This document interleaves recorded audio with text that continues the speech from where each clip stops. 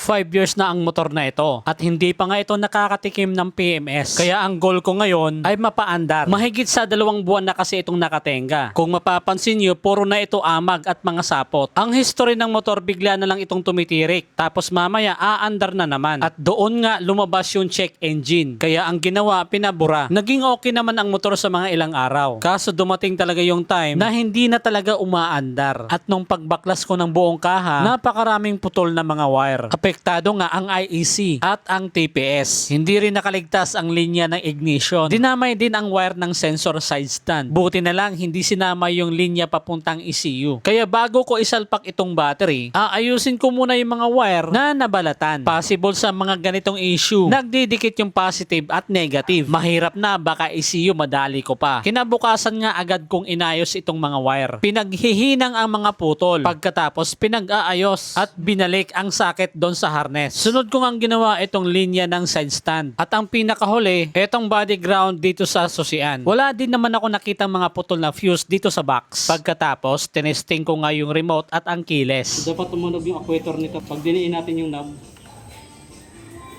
So wala. Pansin ko dito sa motor, kapag binabaon ko nga yung knob, hindi nagre-response yung solenoid. Pero kapag diniin ko ng matagal, nagbi-blink yung kanyang key icon. Oh, meron. Meron mga boss. Nag-blink na siya. Isa pa. Isa pa.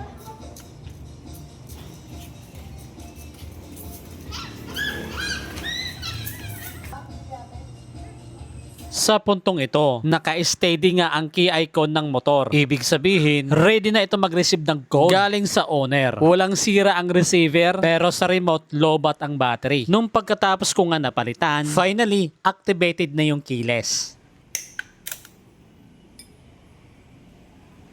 Kung sakaling hindi nagbi-blink yung key icon habang nakadiin ka ng matagal sa knob, ganito lang ang pag-troubleshoot. Una, alisin mo yung receiver. Crocodile clip ng test light sa negative ng battery. Yung probe, itusok mo sa butas ng socket kung saan nakatapat ito sa solid red wire. At dapat nga, may supply itong positive kagaya ng nakikita nyo. Ang sunod na wire na ito troubleshoot natin, itong solid na black at light blue. Dito ngayon matatagpuan sa susian. Crocodile clip sa positive ng battery, tapos yung probe ng test light itusok sa black wire at dapat iilaw yung ating test light at dito nga umilaw. Ibig sabihin may supply na negative yung black wire. Dito sa light blue, babalatan ko nga ito ng konti dahil dito ko itutusok yung ating probe ng test light at habang binabaon ko nga yung knob ng keyless, dapat umilaw yung ating test light. Kapag umilaw, walang problema yung mini switch sa loob ng keyless. Kung mapapansin nyo nga, umiilaw yung ating test light. Ngayon, galing dito hanggang dito sa ating receiver, dapat nakakatagos yung negative dito sa light blue na wire. Kaya yung crocodile clip ng test light sa positive pa rin ng battery. At yung probe ng test light itusok dito sa butas ng socket. Ang katapat nun light blue na wire. At habang binabaon nga natin yung knob ng keyless, dapat umilaw yung test light katulad nito. Pagkatapos, sinilip ko nga yung linya ng stator hanggang sa ECU. Wala naman akong nakitang sunog. Okay din naman yung spark plug cap niya at spark plug. Kailangan nga lang linisan. Good na good nga ang tension wire ng ignition coil. Ibinalik ko na rin dito ang fuel tank ng motor at kinabit yung mga socket papuntang sensor. Pagkatapos, nilagyan ko ito ng gasolina para alamin kung anong sira nitong motor at kung magpapalit ba ng pyesa.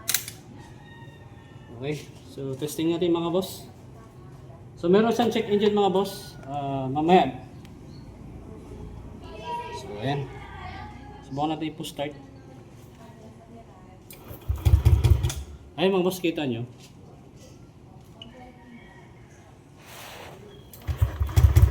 Ganyan nangyayari sa motor. Una ko ngang sinilip itong ignition coil. Dapat pag pinupush-start itong motor, may lumalabas na kuryente dito. Meron di ba mga boss? Isa pa. Okay, so meron. Inalis ko na nga ang coolant ng radiator. Tinanggal ko na rin yung cover para masilip ang kalagayan ng magneto. Eto nga, pinapaikutan na itong ng makapal na kalawang. Sa stator naman, may konting lumalabas na langis. Kapag ganito nga ang nangyari sa motor mo, automatic sira na yung CKP sensor. Lalo na kung pinabayaan mo lang at hindi ka nagpalit ng oil seal. Kaya naman inalis ko na yung sirang CKP sensor. Pagkatapos, nilinis itong gilid. Inalis yung mga kumakapit na dumi at yung mga tumatagas na langis. Binakbak ko na rin yung mga kalawang na kumakapit dito sa magneto. Pagkatapos, sabay pintura na rin. Ganon din ang ginawa ko dito sa stator. Inalis yung mga langis, kalawang para kuminis. Sabay palit na rin ng bagong oil seal para hindi agad masira yung bagong CKP sensor na palit. Tinesting ko nga muna itong CKP sensor ng aking customer at umilaw ngayon isang LED ng ating device. Pero bagong bili lang ito. Kaya naman sinabihan ko siya na aandar pa rin naman ang motor mo. Kaya nga lang yung porsyento na baka tumirik yung motor ay nasa 80%, hindi nga lang natin masasabi kung kailan. Matapos ko maibalik ang stator at CKP sensor, kinabit ko na rin ang long wire ng aking customer. Pero hindi naman sunog yung sakit ng stator at dun sa ECU. Pagkatapos, sinalpak ko na nga itong bagong pinturang magneto. Ngayon, papaandarin na natin itong motor. Kapag nag-start, yun lang yung problema.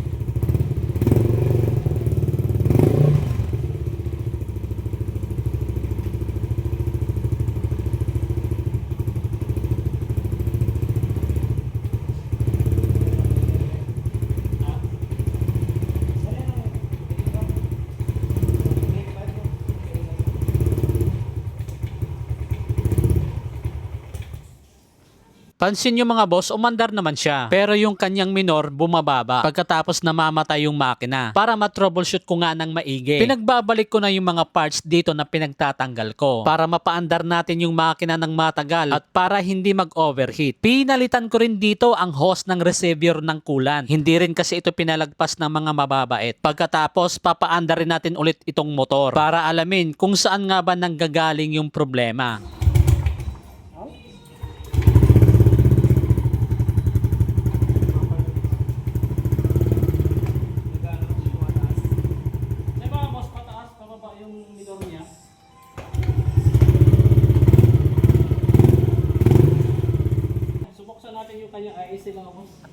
Pagsilip ko nga sa IAC sensor, makunat yung spring. Kasama rin yung IAC valve. Kaya naglinis muna ako at nag-calibrate. Pagkatapos nga noon, binalik ko itong sensor sa makina. At sa pagkakataong ito, magte-testing tayo ulit.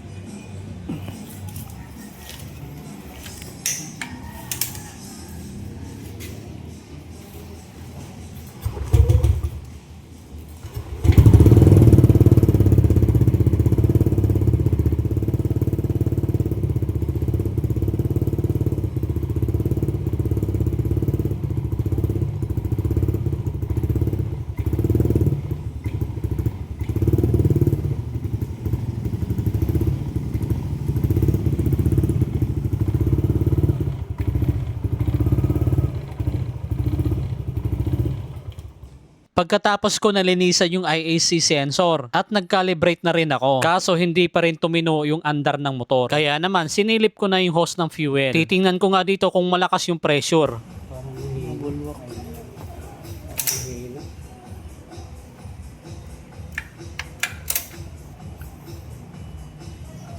Base sa experience ko, mahina yung buga ng fuel pump. Possible marumi na yung fuel filter. 5 years na kasi itong motor at hindi pa nga pinapalitan yung filter. Ang sunod kong ginawa, inalis ko yung injector sa makina para alamin kung nakakatagos yung gasolina at kayang mag-spray.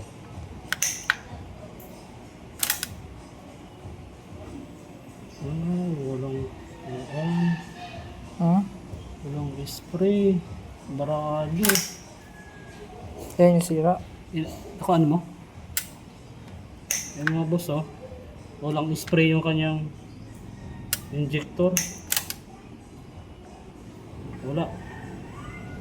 Hindi nag-i-spray.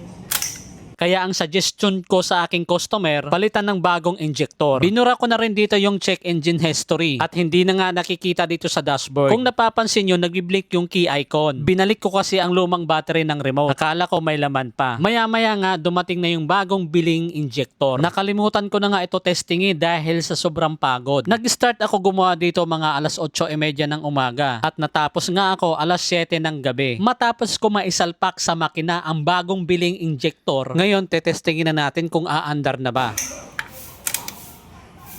Okay. Ano?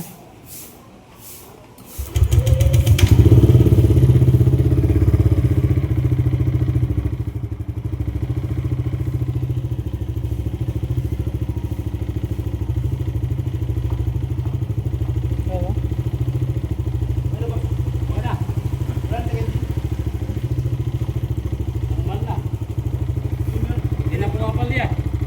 Ang sabi ko nga kay sir, palitan na nila yung air filter at fuel filter dahil nga nasa 5 years na ito. Kung sakaling magpapalit kami, wala na kaming makukunan dahil sa mga oras na ito sarado na yung mga motorcycle shop.